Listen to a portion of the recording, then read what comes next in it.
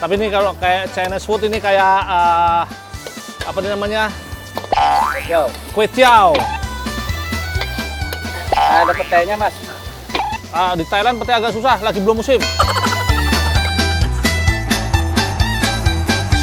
Pokoknya asal kita bisa sehati sejiwa, wes beda bahasa pun kita pokoknya plek yo. Donson. Negeri Gajah Putih. Coconut es krim, coconut es krim. Dompet hilang di terminal. Lur, pelanggan pertama lur, lumayan. Oh tidak, lost in Thailand. Jalan-jalan.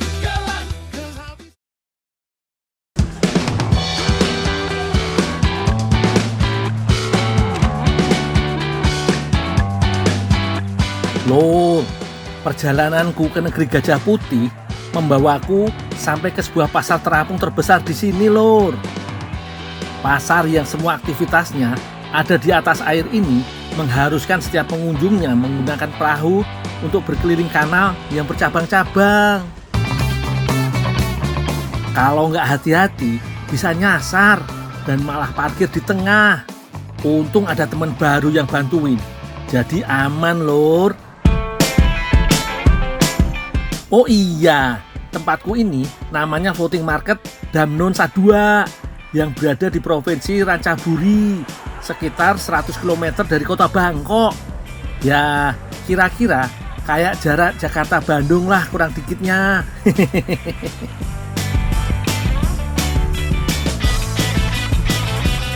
Di sini, aku bisa puas jajan tanpa repot.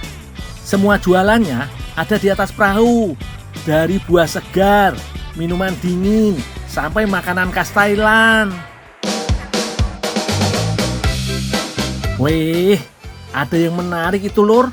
Pad Thai, mie goreng khas Thailand yang katanya bisa bikin lidah joget keenakan. Yuk, kita cobain, Lur. Lur, nih jajan di perahu, masak-masak sendiri, Lur. Karena ibunya ini temenku, Lur. Lur, pengalaman banget iki. Kapan lagi coba masak di atas perahu? Apalagi semuanya juga masih serba tradisional koyong ini. Bibi, satu lagi buat dia. Masakin satu lagi. Pesenanku yang pertama sudah jadi. Meskipun masak di atas kapal, tapi olahan khas Thailand ini simpel dan cepat proses masaknya. Sacet banget pokoknya. Sekarang dibersihkan dulu wajannya. Mau bikin pad thai buat temen baruku iki, Lur. Nih, Lur.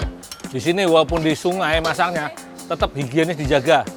Ini dibersihin dulu untuk sebelum masak ke sesi selanjutnya, Lur. Ayo Bibi, masukin bahan-bahannya. Biar aku yang masak. Dijamin enak.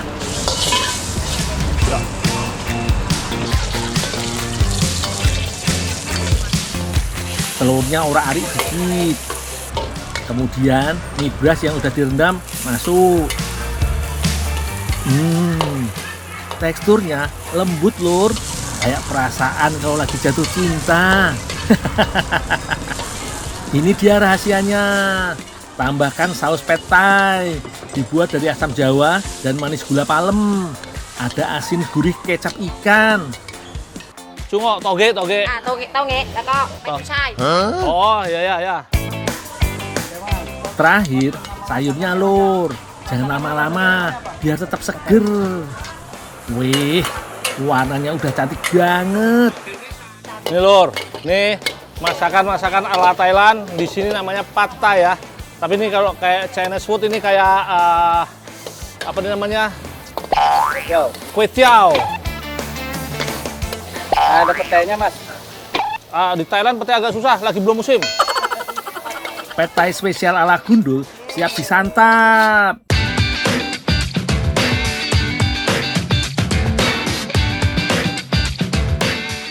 Eits, tapi sebelum makan bayar dulu yo. Namanya sistem self service internasional, Lur. Masak sendiri, bayar sendiri.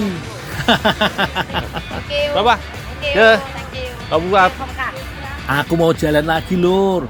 Sekalian cari tempat adem buat makan pad thai. Dari Jakarta terbang ke Bangkok, mimpi indah melihat negeri Gajah Putih. Tapi apa daya. Ini dia saat yang ditunggu-tunggu. Makan pad thai langsung di atas perahu bareng teman baru. Rasanya lengkap banget lur. Ada manis, asam, asin, gurih, plus kriuk kacang tanah. Udangnya seger dan mie-nya lembut banget. Dari Ciamai sampai Phuket. Kalau kayak gini, hatiku jadi tenang meski perahu goyang-goyang.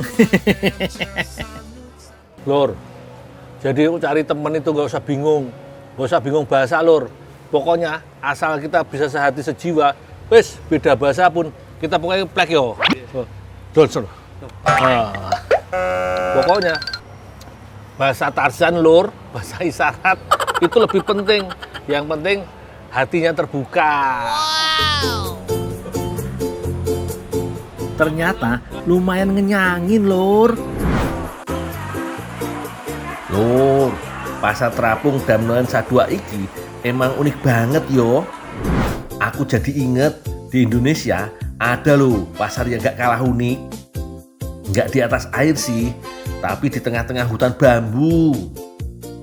Waktu itu aku bantu-bantu saudara Simbo alias budeku berjualan susu.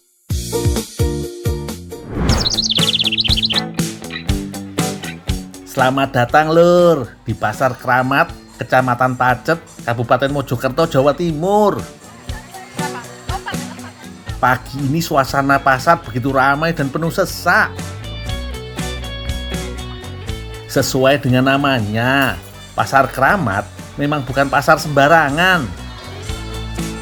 Pasar ini hanya digelar pada Minggu Wage dan Kliwon setiap bulannya lur.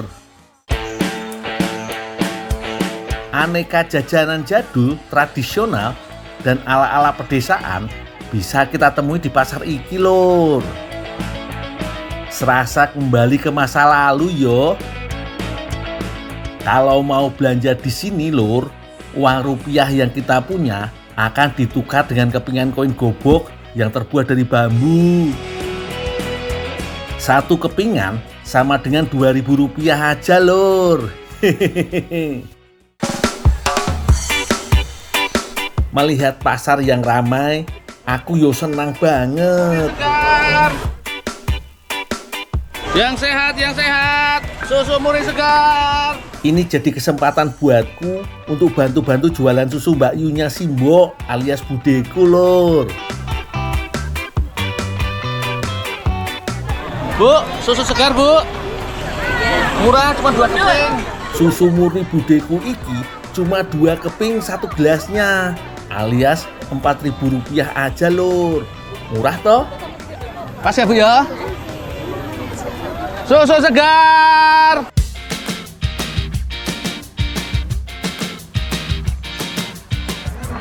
Bu, habis lagi bu, ngisi lagi deh bu. Nah ini gimana habis susunya? Waduh. Ngambil lagi di kandang? Oh iya ya, biar saya ambilnya dulu. Ya. Siap bu, berangkat.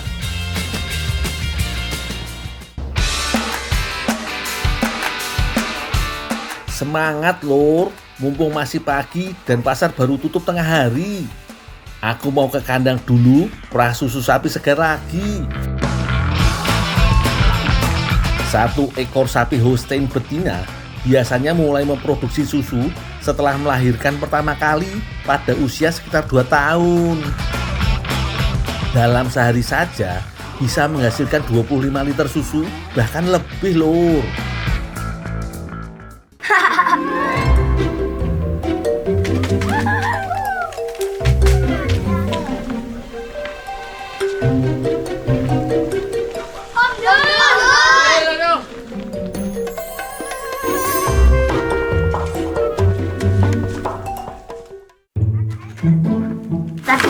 Kayaknya itu Om Guru bawa susu deh. Ayo kita ambil ya. Yuk, ini.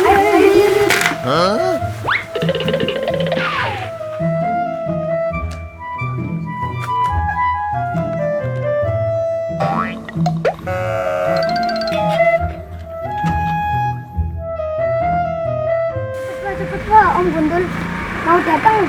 Oke.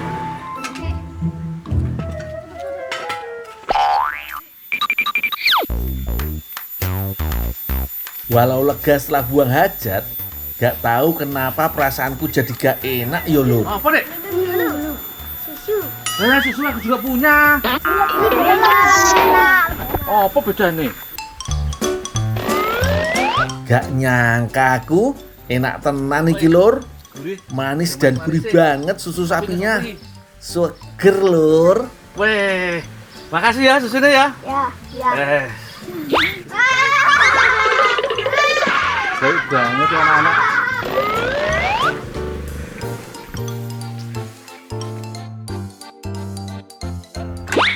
Enteng. Hei, bocah! Oh, susuku dihabisin deh. Susu mau dijual ya. Coconut es bro, coconut es krim. Wisatawan yang datang nih lagi rame-ramenya nih loh. Doain ya Lur ya. Laku lebih banyak lagi.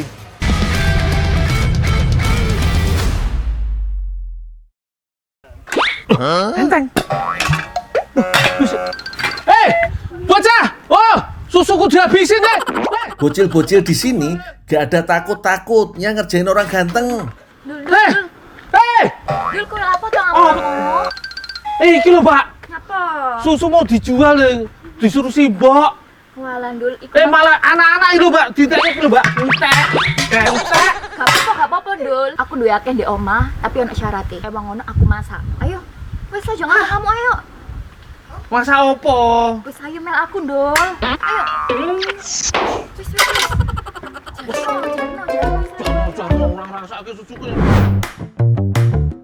Kebetulan bahan olahannya sudah siap Lur.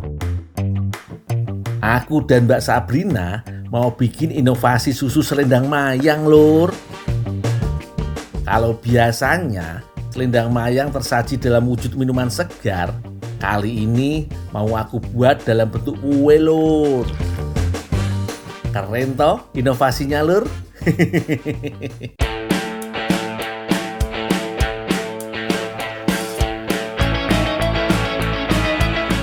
Mbak, aku masak dulu ya Mbak ya? Iya, Dul, iya.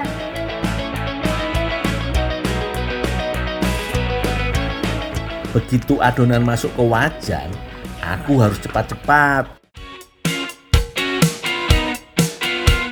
Kalau sudah matang dan mengental, lanjut aku tuang dalam cetakan Lur. Wes mari, Dul. Udah Mbak, udah tinggal nunggu keras aja. Kalau gitu bisa langsung tinggal aja, Dul, biar tak lanjutin masakannya. Iya deh Pak. Lanjut ya Mbak.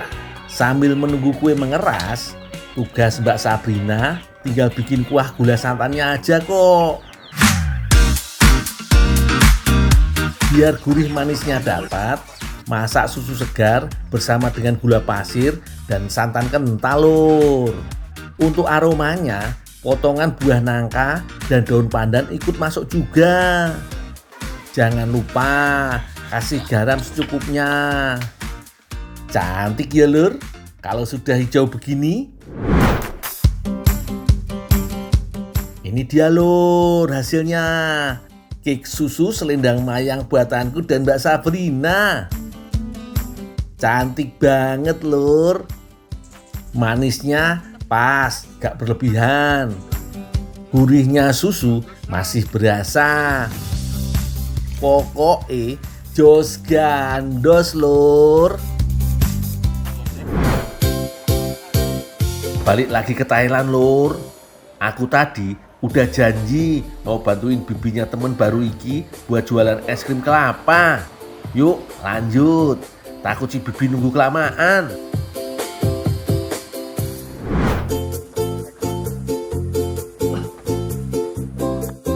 Ini dia bibi temen baruku Lur, namanya Ibu Surapa.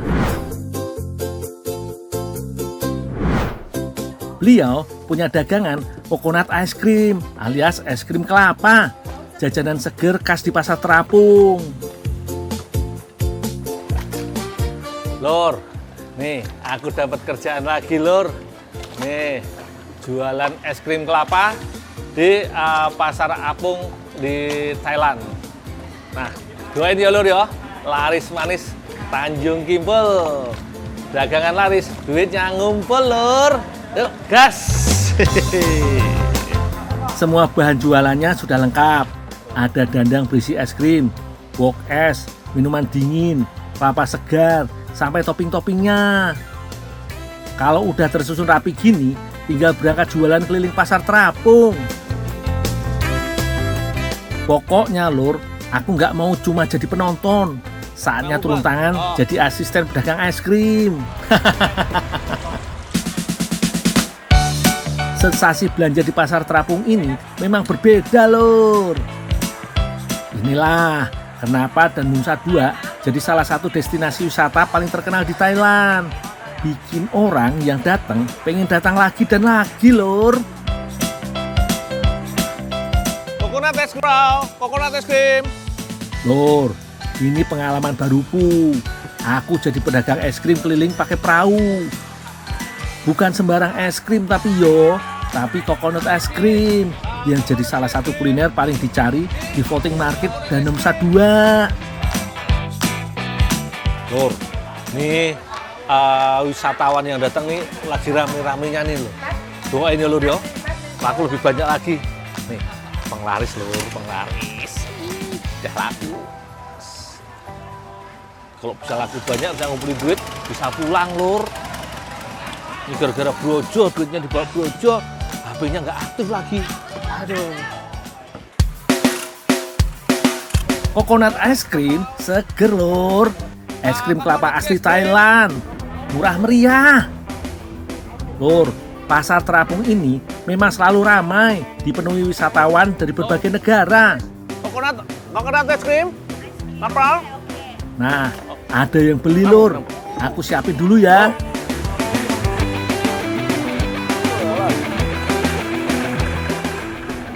Lur, pelanggan pertama, Lur, lumayan. Lagi dua.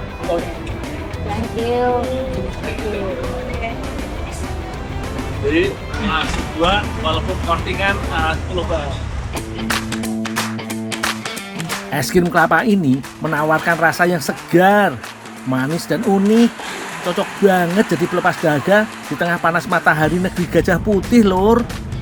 Apalagi penampilannya ditambah garis bunga khas yang bikin dessert ini makin ciamik dan terlihat cantik. Ayo keliling lagi, Bi. Semoga esnya cepet habis. Bu, ini berarti kita sana terus ya? Oh, Jualan es krim di sini gak boleh malu, Lur. Aku tawarin ke pengunjung pakai bahasa Thailand juga. Sedikit-sedikit aku ya bisa bahasa Thailand, Lur. Minimal tahu ucapan terima kasih dan nama-nama makanan. Mapro. Waduh, Lur, rame nih pol. Danum Nusa Dua bener-bener pasar terapung yang legendaris. Kanal sepanjang kurang lebih 30 km ini dibangun di masa Raja Mongkut dan selesai pada tahun 1868. Kanal ini menghubungkan Sungai Taichin dan Mae Klong, sekaligus jadi urat nadi kehidupan masyarakat sekitar.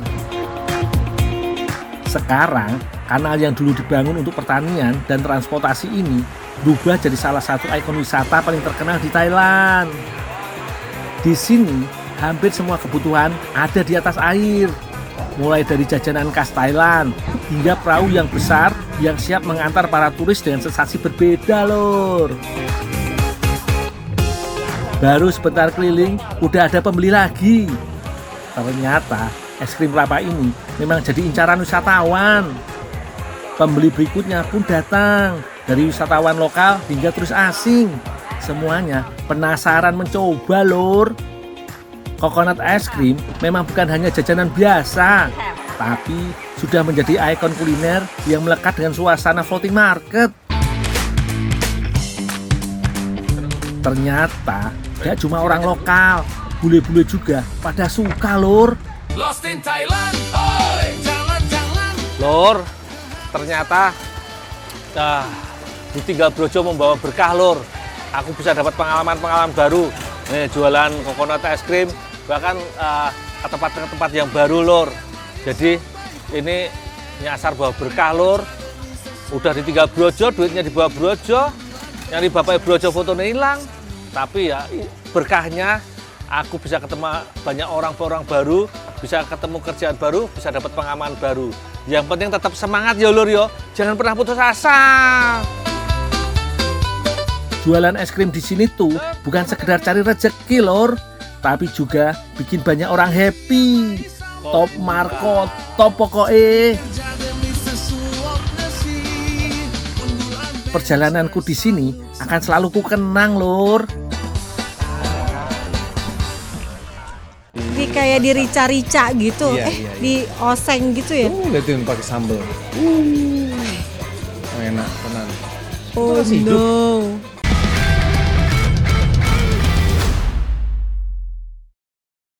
Apa sih kini-kini? Yang kecil-kecil itu Apa? di sawah gitu tuh. Melimbat apa namanya parasit sebenarnya. Oh, dia makan padi ya? Hama berarti ya? Hama dia.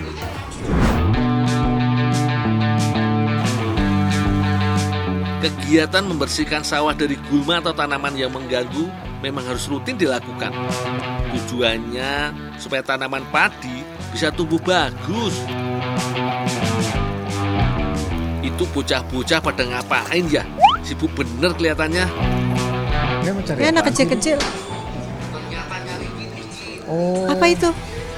Apa sih itu yang? nggak tahu kayak aku baru lihat. Kalau aku dulu Cari apa katanya belut tadi? Kini-kini. Kini-kini. Iya, ini belum banyak. Bu, ayo kita cari gini-gini dulu. Ayo. Yo wis, kebetulan sudah selesai juga bersihin gulmanya. Kini-kini atau cikutru sebenarnya larva dari capung. Serangga air ini juga Bukan ikan. Bukan hama dia sayang. Oh, kayak apa tuh namanya? Kayak bugs gitu ya? Iya. Kayak Iya, temennya Bang. jangkrik gitu ya. Tapi dia bisa hidup di air loh. Dia itu hama padi.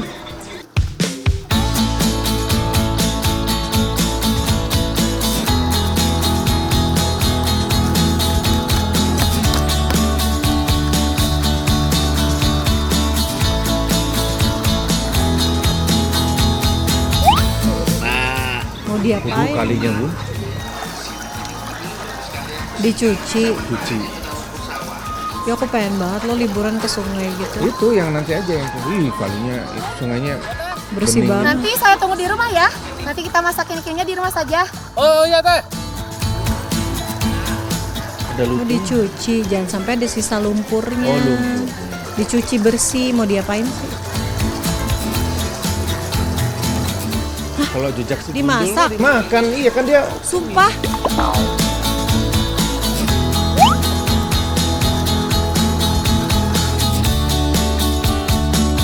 kini-kini mau dijadikan campuran surabi. Burus lagi menyiapkan bumbu untuk menumis kini-kini. Ada kemiri, garam. Dibikin peyek ini kalau dulu bercandaannya apa namanya? Oh, zaman dulu laron dibikin Laron peyek bikin peyek, kan. bener. Ini dia dibikin peyek juga nggak? Kalau laron malah nggak jelas tuh makannya apaan. Kalau ini kan kini-kini Makannya parasit padi. kan dia makannya Padi. padi. Itu yang lagi disiapin teh sel. Ada tambahan parutan kelapa supaya surabinya makin gurih. Pasti baru tahu toh kalau garam bisa menghambat pertumbuhan bakteri yang menyebabkan bau. Setelah selesai direndam air garam, kini-kini bisa langsung ditumis.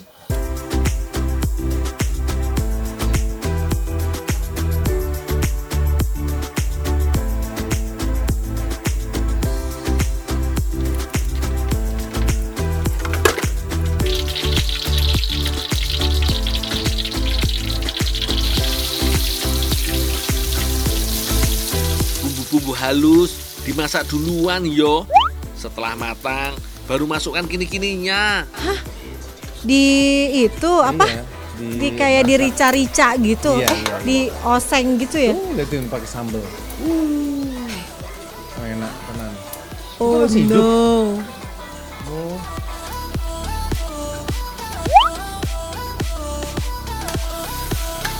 Ukuran kini-kininya kecil lur, jadi nggak perlu lama-lama numisnya. Pasti cepet matangnya.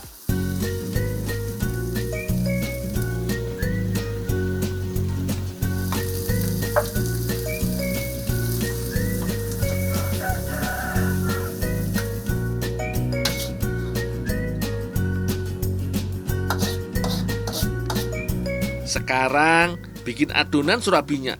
Bahannya parutan kelapa, tepung beras, garam, tambahkan sedikit air dan aduk sampai rata.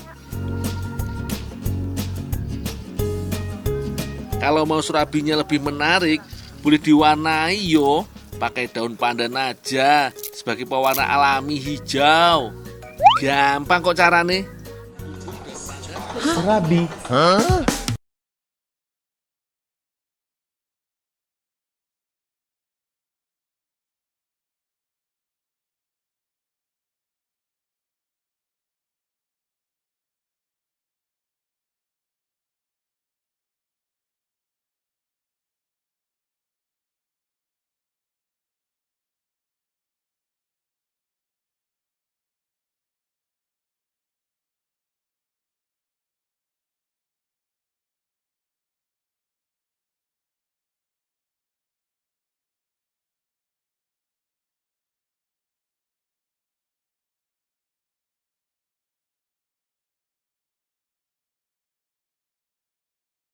Kalau sekarang sudah banyak variasinya.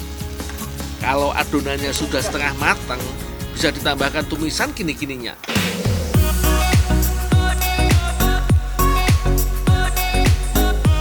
Tinggal tunggu sebentar sampai surabinya matang.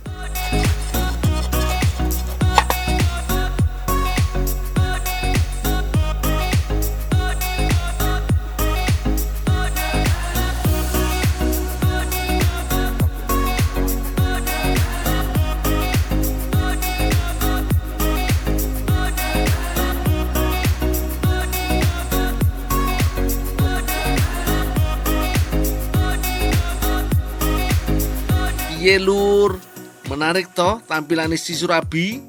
Yo jelas, siapa dulu yang bikin? Wangi kelapa dan tumisan kini-kininya membangkitkan selera makanku lur. Seperti yang sudah kubayangkan, rasa pedas tumisan langsung terasa. Gak cuma enak, tapi juga bergizi. Ada protein dari kini-kini dan karbohidrat dari surabinya. Mantep wis pokoknya.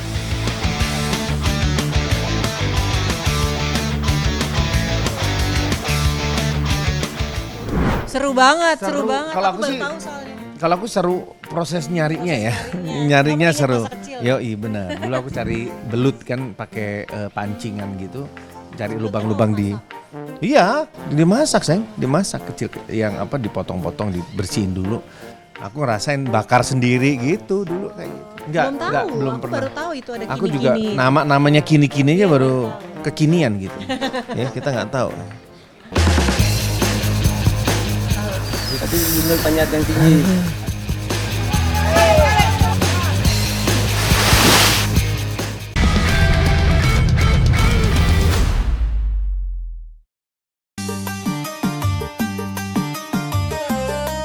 Lur, demi urusan perut, aku seringkali harus rela jukir balik alias kerja keras. Biarpun ada yang bilang rezeki itu nggak kemana, tapi kalau soal kelezatan makanan tetap harus diusahakan. Betul kan Lur? Ini dia top 3 usaha keras demi urusan perut.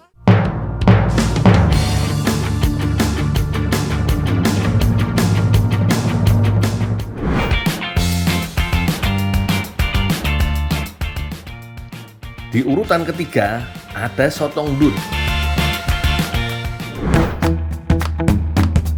Olahan masakan yang dimasak dengan proses panjang, kayak gerbong kereta.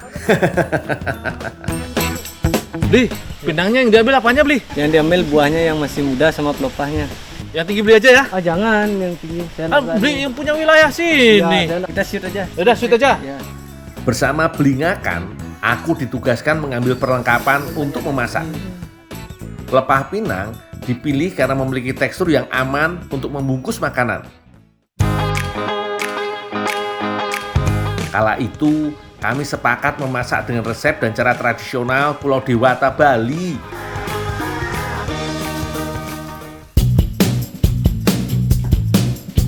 Sambil menunggu pembungkus siap, Mbok Kadek Dwi membantuku menyiapkan bumbu. Uniknya, racikan bumbu tidak diulek, tapi cukup dirajang atau dipotong kecil-kecil.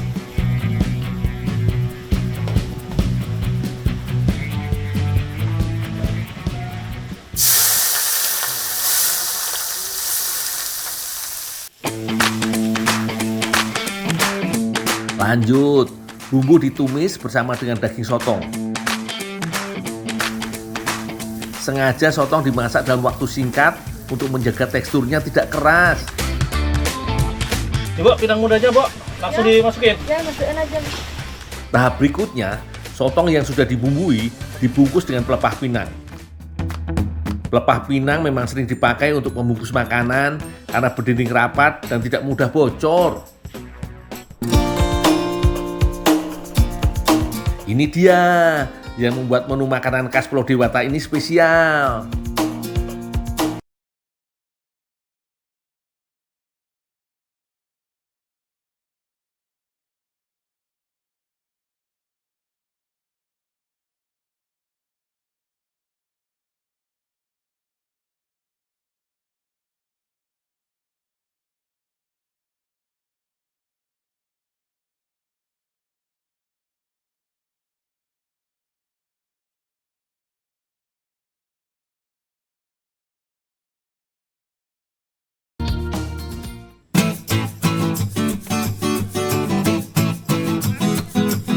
Tapi lur, proses belum selesai. Sotong ndut masih harus dipanggang dulu. Setelah melalui proses panjang, ini dia sotong ndut.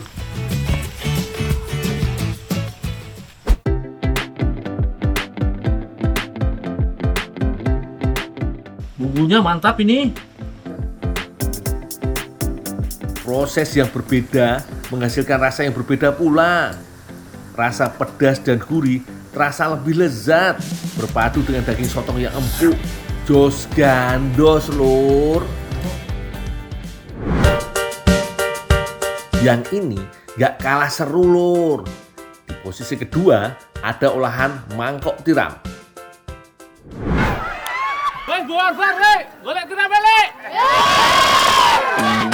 Waktu itu, bersama warga Kabupaten Demak, Jawa Tengah, aku harus berbasah-basah lomba mencari tiram.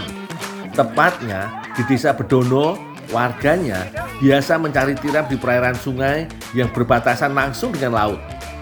Tiram memiliki tampilan yang kurang menarik, padahal rasa dagingnya aduhai banget, lur.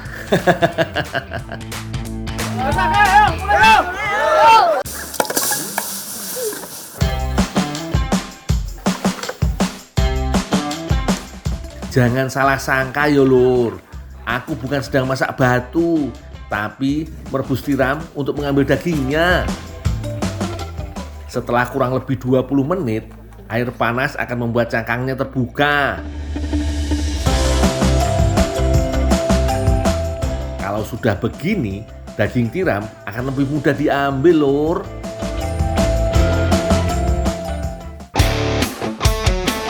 Oh iya, lur. Bukan untuk dibakar atau dimasak biasa. Mbak Sinta sudah menyiapkan bumbu untuk bahan untuk membuat kue dari bahan tiram. Namanya kue mangkok tiram. Terdiri dari 2 bagian, yaitu tumis tiram untuk isian dan adonan tepung untuk kulit pembungkusnya.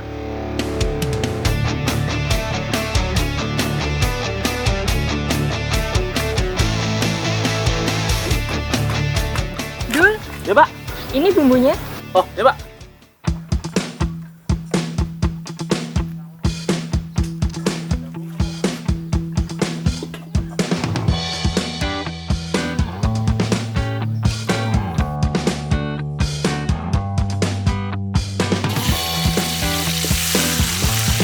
Lanjut, daging tiram tak tumis bersama bumbu yang sudah dihaluskan.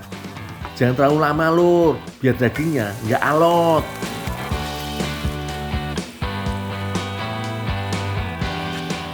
Tampilannya boleh biasa aja, tapi aromanya bikin ngiler banget.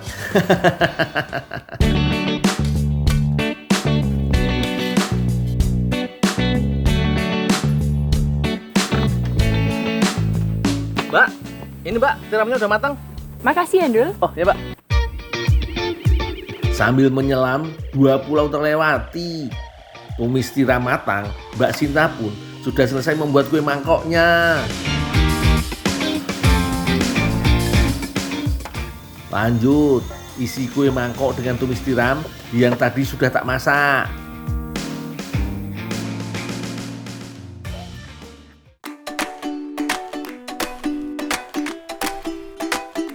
Sudah jadi, Lur. Ini dia kue mangkok tiram.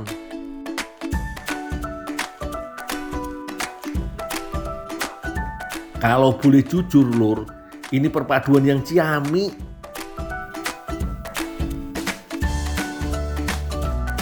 Kulit kue mangkok yang tidak terlalu manis, pas banget dipadukan dengan tumis tiram yang pedas asin. Mantap, Lur.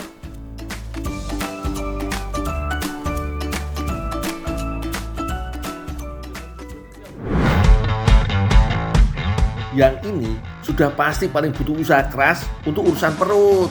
Di peringkat pertama ada kapurung rumbia.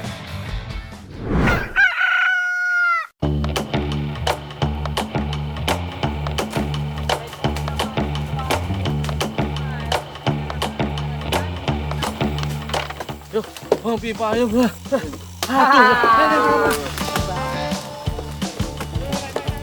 Gimana enggak? Harus mengerahkan orang sekampung untuk mengambil bahannya.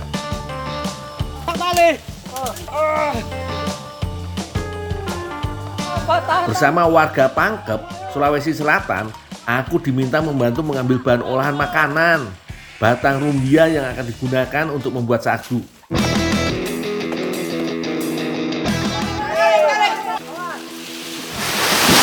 Batang rumbia baru bisa diambil sagunya setelah berumur 7 atau 8 tahun.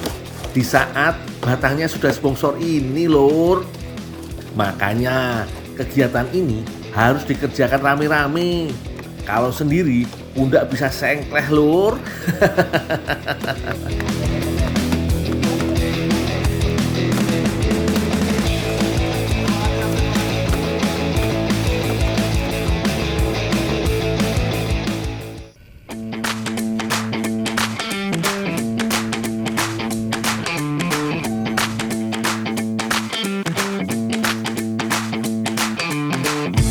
Pak Madi serut ya? Iya. Biar saya yang tumbuk. Beres.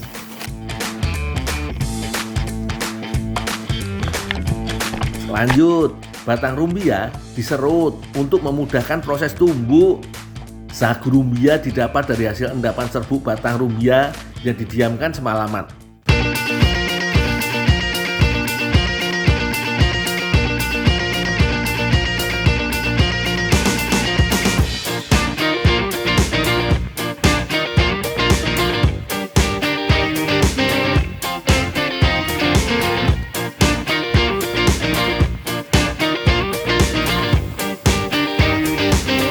Kak, ini Kak, sagu basahnya Kak. Ya, makasih ya, Dul. Oh, ya Kak. Lur, kapurung adalah menu berbahan sagu yang paling banyak dijumpai di daerah ini. Layaknya beras, sagu menjadi salah satu bahan makanan pokok, Lur. Kapurung rumbia dimasak dengan cara melarutkan tepung sagu dengan air dingin. Setelah larut, tambahkan air panas sambil terus diaduk. Suhu tinggi akan membuat sagu menggumpal.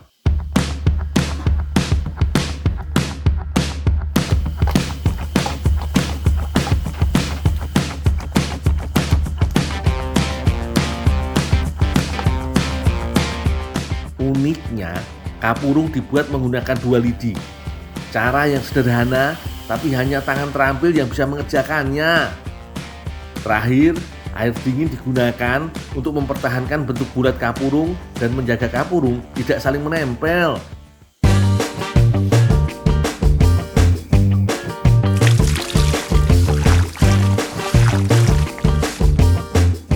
Kapurung biasa dihidangkan bersama dengan sayur. Jagung, kacang panjang, bayam, dimasak bersama dengan kapurung.